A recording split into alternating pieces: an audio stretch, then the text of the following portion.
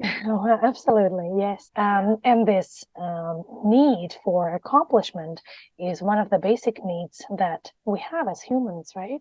Yeah, definitely. We all strive to achieve something, and no matter what it is, for somebody can be something totally different. Like we already identified, some people might be okay sitting there on a certain level where they reached, and it's good for them. They don't need anything over. But for some people, maybe they are more adventurous, or maybe whatever the word can be used to be described, they just want to reach another horizon, right? And then just keep on moving, which is also good, a good example for our kids, right? Yeah, totally, absolutely. Yeah, especially when we are in a situation to live in a different country, and the kids grow up in a different country, and then seeing their parents always working on themselves can also help them be more confident, more daring, and also collect some very valuable um, hearts and some experiences they can get from us. Definitely. Yeah, Right. that brings another part. Right. Well, I guess this can all be part of the experience, and I'm extremely grateful for being able to create this opportunity for them to grow bilingual and bicultural. At the same time, I guess they'll be having their own journeys, and I know that our hopes or what they may learn can be different from what they want to learn from this journey. And as we talked before, everyone just has their own way, and it's totally fine. I remember when there was this growth of and growth in popularity for all those self-help books, right? Everyone started to be so maniac, so crazy about being efficient and being Yeah. productive and reaching goals and da da da. And it didn't just resonate with some people, right? Mm. People who had completely different values or pace. And then the trend started to shift. And everyone got into downshift and then slow living and work-life balance and well-being, right? And then it stopped to resonate with those high performance or high achievers. And I guess every time we try to follow a trend without really finding out how it resonates with us and what is it that we really need, or which part of the spectrum do we need to be in this current trend, or if we want to be part of the current trend at all, right? So getting yourself off autopilot and being really more self-reflective and mindful, that greatly helps with well-being and accomplishment. And no matter if you choose to be fast or slow, balanced or, very goal-oriented. Okay, I hear you. I must say, I am not a person to fall easily into a trend. I always observe first to just Mm-hmm. see how does it go, and usually, I must say, it's usually most of the trends are not my cup of tea because somehow I identify, first of all, if it's trendy, it becomes like a clickbait. So Mm-hmm. you want to promote it so people will click and buy stuff from you. This is how I see it. Then when The they age buy of stuff, marketing, right? So yeah, there's always a hidden intention yes. behind So any then when, promotion. yeah, definitely. Then when they buy it, they Mm. might go through it, they might give up, they might do this or that. It doesn't matter. Still, the person continues. I think the people who always follow the trends, they might be in somewhat of a danger to forget why they started doing something in the first place, because the trend comes after a trend. And now we are always online. It's not like it used to before. We didn't have internet, no computers. Now we have everything at the tip of our fingers. And these trends, they really shift quickly. So I feel if I want to plug in, then I would not be able to leave so easily. I think people can really get caught up into it and just spill over from a trend to a trend. Maybe they even forget their original intention. But definitely there are communities formed even around those trendy things. and you can see every day different content, which can be also very valuable. We can still learn something from it. We don't need to participate if we choose not to, but definitely trends are something very trendy right now. Every day there is something new. And I would like to ask you about, can you identify some very interesting achievement? Like when somebody asking you, what is your maybe greatest success so far? You know it from the top of your head.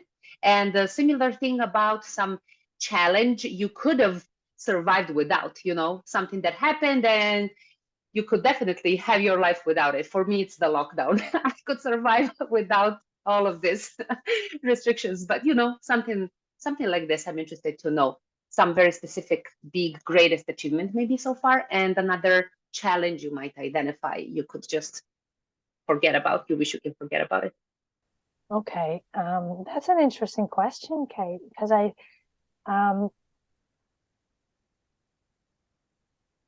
do not rank achievements, right? And I don't rank challenges. So it's not that easy to identify the greatest or the worst. I guess one, if I could generalize it in this way, or maybe give you a higher level achievement that I think is greater than any tangible outcomes, really, is overcoming so many fears, or constantly. My greatest achievement is to consciously and continuously work on my level of thinking and recognize, I guess, first, and then overcome so many inner challenges that I had to start new things, right? To make bigger decisions. It just happened so that in the past 3 years, it seems like every year is getting more and more challenging. And when you are nearing December and end of the year, and you think, okay, I can get a breather, and it's a new year, and it's going to be better, and it's just getting worse every year. It doesn't add much hope in general, but I think there's been so much growth, honestly, through all this adversity, and the ability to recognize and label those inner challenges or obstacles, or whatever is going on inside of you, and then once you name your enemy, once you know your enemy, using this language, although honestly these are not enemies, right? Once you know your enemy, you know how to approach them, or you know what to use to overcome that. And that's been the biggest accomplishment, just growing resilience and balancing different sides of personality. In terms of challenge, I guess it was the greatest challenge, definitely was getting my first coach training group to start their training right after COVID, right during COVID, because as a new business owner, I was still very sensitive to the outside environment and what's happening, right?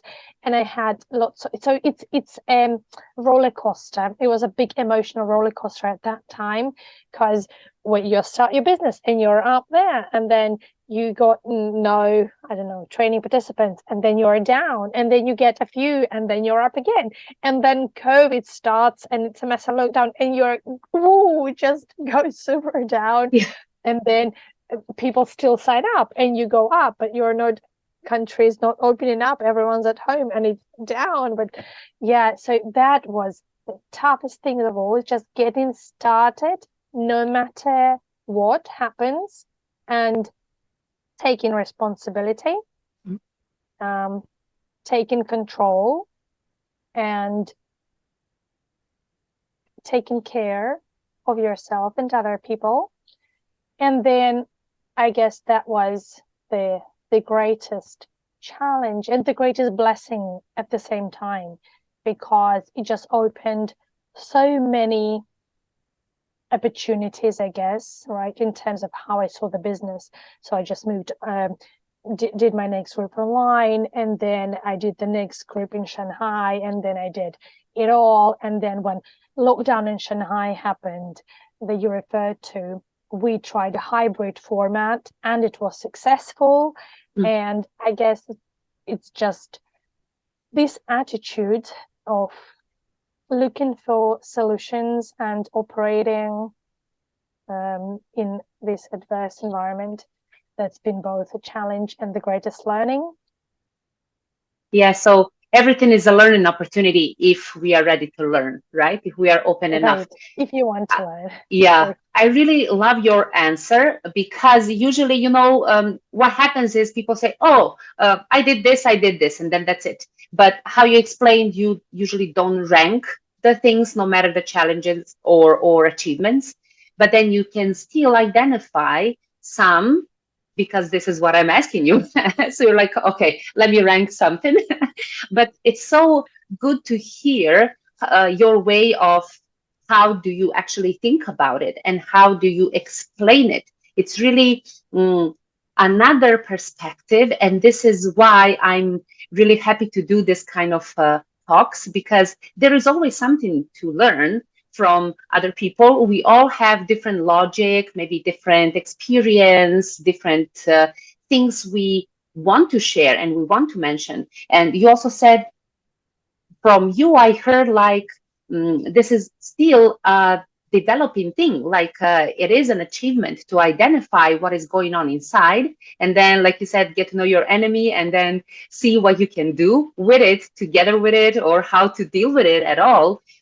And I usually say something similar, but I usually say something like it's a daily battle to overcome certain things, because sometimes we carry something that is always with us and just we need to put it in place. Okay, today you need to be quiet because I need to achieve something throughout the working day. So I think it's normal. It's what makes us human, definitely.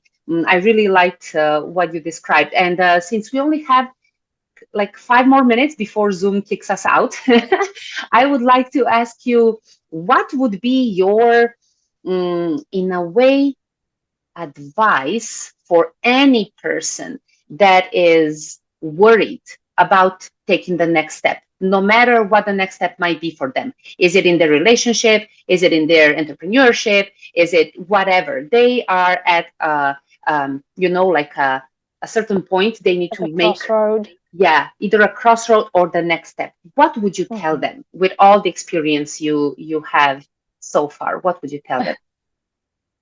Well, I guess not to worry, first of all, because no matter what step they take, time still passes, right? So it's never late to do things, and it's never late to start. You know, when I was starting my coach training and transition to coaching, I guess I was the youngest in my learning group, because a lot of my classmates were retired and they viewed coaching as their career for the next 20 years or 25 years of their life after retirement. So I guess that showed me that it's never too late to do anything you want, and that's an important learning to remember.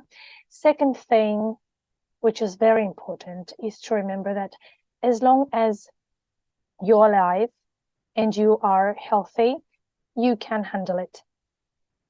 No matter what happens, I don't know, if you get broke, if your business fails, or if relationship breaks, if you are healthy and if you're alive, there's nothing you cannot repair. And yes, it takes courage, it takes responsibility to deal with consequences of your choices. But this is what responsibility is about, right? Responsibility is very liberating, because once you're in charge, once you have agency, and once you are willing to be in charge of the consequences of your choices, this is what's truly liberating and empowering. Well, there's nothing we cannot deal with. anyone who's having a catastrophic mindset, right? Just going through your worst fears and really visualizing your worst fears, and then realizing that, oh, you can still do something. Well, anyone can do, right? As long as we are safe, we are alive, and we are healthy. Then I guess these are the two main things to remember. Yeah, and everything will just stem from this.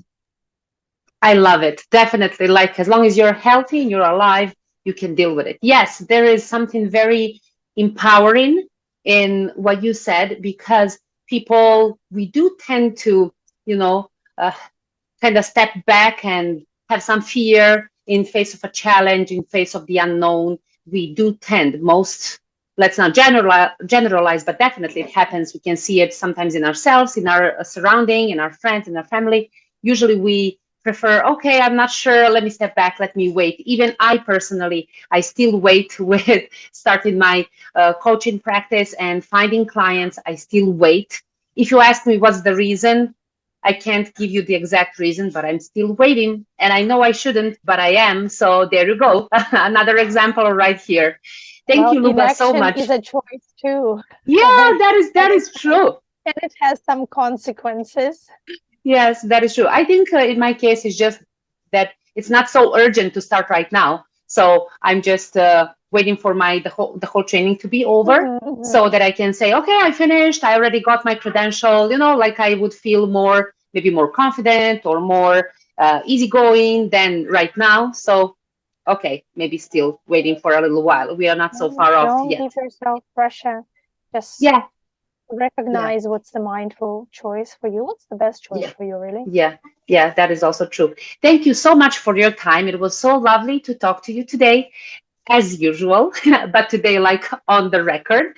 So lovely. And I'm sure this talk we had will help some either newcomers or just people who want to step up in their life. Thank you so much, and talk to you again soon. It was a real pleasure. Thanks. Thank you. Talk soon. Thank you. Bye. Bye.